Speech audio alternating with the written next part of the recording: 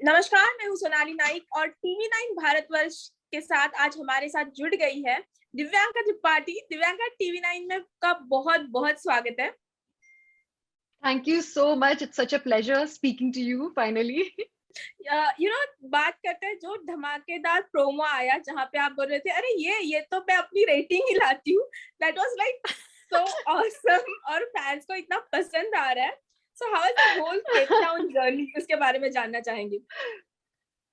uh, Honestly, मैंने आज तक का जो भी काम किया है उसमें this was the most enjoyable work, something that actually made me enjoy Divyanka, that made जिसने दिव्यांका को बाहर आने का मौका दिया। बिकॉज पिछले कुछ सालों से मैं सिर्फ एक्टिंग कर रही थी और हाँ, एक्टिंग मेरा प्रोफेशन है, मेरी जिंदगी का एक बहुत अहम हिस्सा है। लेकिन जो असली दिव्यांका है उसको एड्रेनलिन रश, उसको एडवेंचर बहुत पसंद है।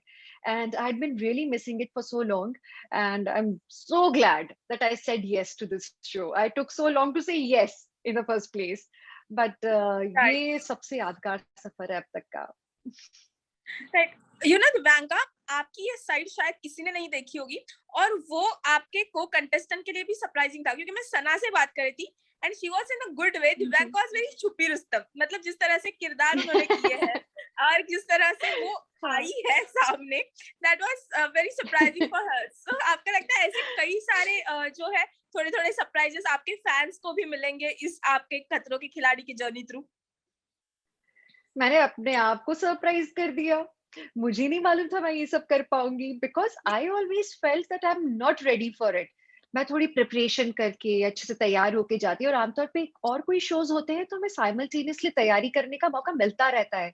लेकिन ये कंप्लीटली आपको फिजिकल लेवल पे टेस्ट करने वाला शो है, और आप या तो वहां हो या नहीं हो। तो और मैं जाते ही अबॉट अबॉट नहीं करना चाहती थी। सो मैंने बहुत मुश्किल से सोच समझ के हाँ कहा, और I surprise my self. Yes, मैं कई बार सोचती थी ये मुझसे कैसे होगा, कैसे होगा, नहीं होगा, नहीं होगा, नहीं होगा। बट जब मैं वहां पहुंचती थी, आई थिंक मैं अध्यात्म में चली जाती थी, मैं एक मेडिटेटिव स्टेट पे चली जाती थी। और फिर उसके बाद वो अंदर की छुपी हुई दिव्यांका वो परफॉर्म करती थी। पिछले 15 साल से जिसको मैंने देखा वो वहां नहीं होती थी फिर। राइट, जैसे कि आपने बोला कि अध्यात्म में चली जाती थी, तो मतलब ऐसी अध्यात्म में चली जाती कि आप क्रोकोडाइल को भी हाथ में उठा के उससे भी प्यार करने लगी थी। हाँ, असल में क्रोकोडाइल वाला जो ये एक प्रोमो जो दिखाया गया है, राइट, ये तो सिर्फ एक अंश है। लेकिन जो असल में था, एक स्टंट हुआ था, जो मेरा पहला क्रोकोडाइल से रिलेटेड एक सिर्फ क्रोकोडाइल नहीं, और भी कुछ क्रीचर्स थे वहां पे, उनसे रिलेटेड एक स्टंट था। और अगेन मुझे नहीं मालूम था कि मुझ में कितनी स्ट्रेंथ है कितनी नहीं, बट काफी सरप्राइजिंग रहा वो वाला एक स्टंट। और क्रोकोडाइल थोड़ा गिड़गिड़ा सा रहा था मेरे हाथों में उसके बाद। जी। सो दो डिस्क्लेमर, ये एक ऐसा यूनिक शो है जिसमें no animals were ever harmed, जिसमें एनिमल्स का इतना अत्यधिक यूज होता है। लेकिन जो यहाँ पे बिहाइंड द कैमरा जो इनके रैंगलर्स होते हैं, they are so proactive, and वो लोग एक एक पल का ख्याल रख रहे होते हैं। यहाँ तक कि आप यकीन नहीं करेंगे, जो कॉकरोचेस होते हैं, हम इंडिया में कैसे हम उतना प्यार भरा ट्रीटमेंट तो नहीं देते कॉकरोचेस को, बस। लेकिन उनके जो कॉकरोचेस है, they are so careful, they are like their babies. उनको इतने प्यार से हैंडल करते हैं, उनके कॉकरोच को एक चोट नहीं लगनी चाहिए। एक शाबाश। खरोच नहीं आनी चाहिए जी। सो सीखने को भी बहुत कुछ मिला। और जानवरों से हम पहले तो प्यार करते ही थे। मैं काफी मुझे बहुत पसंद रहे हैं जानवर, स्पेशली वाइल्ड एनिमल्स की तरफ रुझान रहा। छूने का मौका तो जाहिर सी बात है कभी भी नहीं मिला था, लेकिन इस बार जो एनिमल्स के साथ में एक्सपोजर हुआ, जितने डर थे, जितनी भी कुछ ईकीनेस भी होती थी ना कि इस जानवर को हम कैसे छू सकते हैं, वो भी मेरा सारा निकल गया। अब मैं कॉकरोचेस को भी हैंडल कर सकती हूँ। पहले मैं विवेक को बुलाती थी, वे कॉकरोच, अब शायद वो मुझे बुलाएंगे। आई एम श्योर। यू नो इसके अलावा, क्रीपिंग क्रॉलीज के अलावा कोई एक पर्टिकुलर फोबिया था आपके अंदर जो खतरों के खिलाड़ी में जाकर दूर हुआ है? एक था, वो था वो मेरी पर्सनल इंजरी से रिलेटेड था। मुझे ऐसे कोई फोबिया जो कहते हैं, फोबिया एक बहुत बड़ा वर्ड होता है। कुछ होता है डर, फियर, एंड फिर होता है फोबिया। तो छोटे-मोटे फियर्स तो होते हैं। फियर स्पेशली इस बात का होता है मुझे कि मैं कर पाऊँगी कि नहीं कर पाऊँगी, whether I will be able to justify what I have been given. वो लेकिन छोटी-मोटी चीज़ें हैं, तो I don't call them as phobias. And ऐसे क्रीपी क्रॉलीज़ का या हाइट का, पानी का, ये सब फोबिया नहीं था कभी। तैरना नहीं आता मुझे, वो राइट। कर लिया मैनेज। लेकिन हाँ, फोबिया मेरे को था कि अगर मेरे एंकल ने गिव अप कर दिया तो, because I got a ligament tear there. अगर मेरे बैक ने गिव अप कर दिया तो, क्योंकि मुझे स्लिप डिस्क का इश्यू है। वो बहुत बड़े डर थे, बहुत बड़े। And by the time I was done with all these stunts, I realized कि okay, I can just manage with all these things.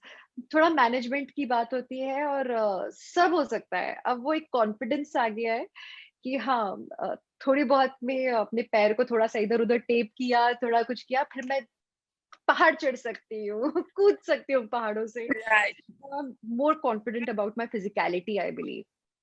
Right, मतलब जो ना पहले हमने एक दिव्यांगा की फोटो दिखाई थी जो एनसीसी कपड़ों में गन लिए, जो पहले की पुरानी जो हिम्मत वाली दिव्यांगा थी, वो शायद वापस आ गई है और दर्शकों को और आपके फैंस को वो रूप देखने मिलने वाला है, इन शॉर्ट कह सके तो। हाँ, कह सकते हैं, क्योंकि इसके पहले दर्शकों ने सिर्फ वो पिक्चर्स देखी थी, फोटोज़ देखी थी, और फोटोज़ कभी-कभी वो जस्टिस नहीं करती हैं। लोगों को लगता है हाँ, तस्वीर ही तो है, तो ऐसे भी क्या होगा, ऐसा भी क्या ही किया होगा। तो अब जब मुझे प्रैक्टिकली करने का मौका मिला है, ऑडियंस मेरा एक बहुत अलग रूप देखेंगी।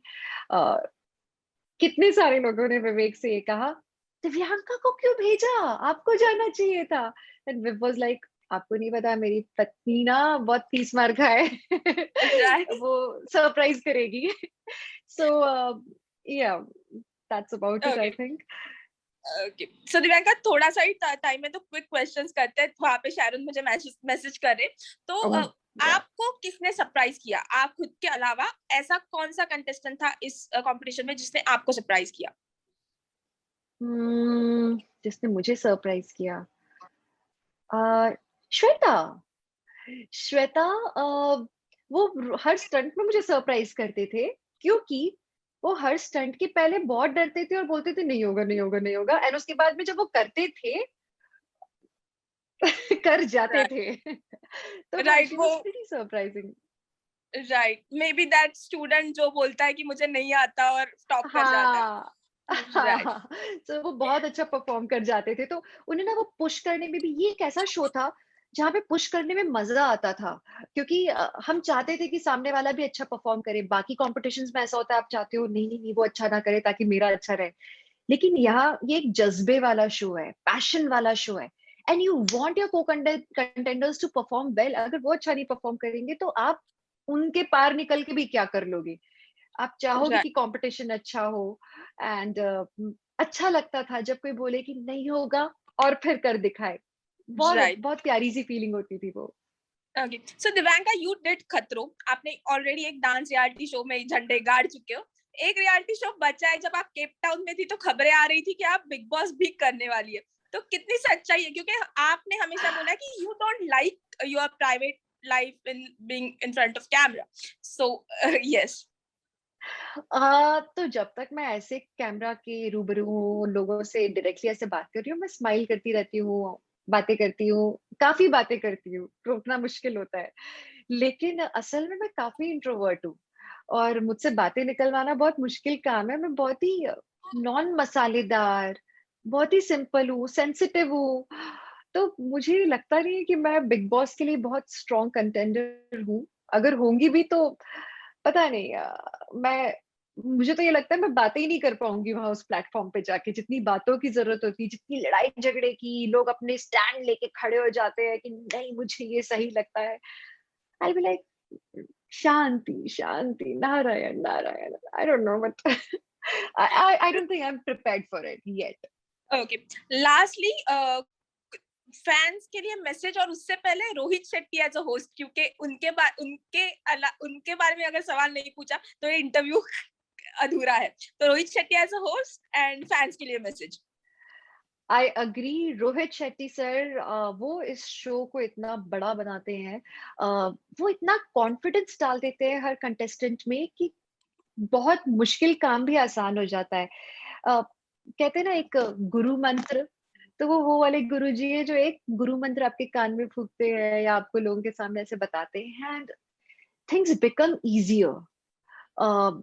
उनका होना, उनका प्रेजेंस मैंने देखा है कंटेस्टेंट्स में कि कितना फर्क लेकर आता है। जहां एक तरफ वो दूर कहीं खड़े हैं, कंटेस्टेंट बोल रहा होता है नहीं कर पाऊंगा, एंड वो पास जाके बोलते तुझे करना होगा। उनका वो बोलना और सामने वाले का कर जाना, पावर है ये।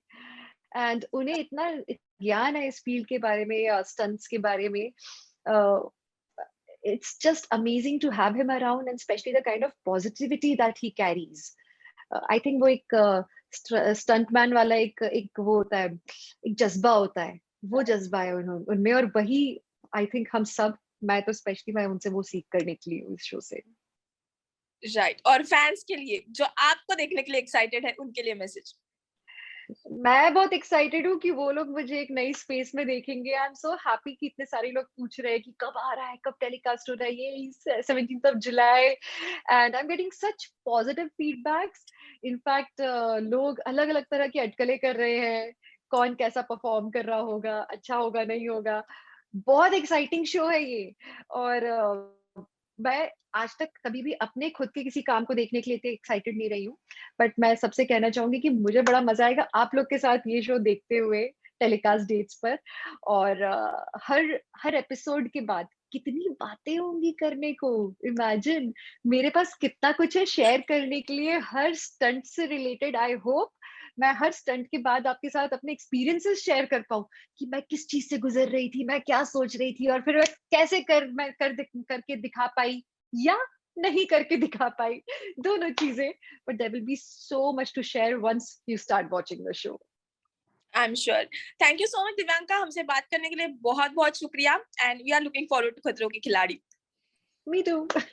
या थैंक यू, बाय बाय। फिक्र आपकी, सोमवार से शुक्रवार रात 9 बजे सिर्फ TV9 भारतवर्ष पर।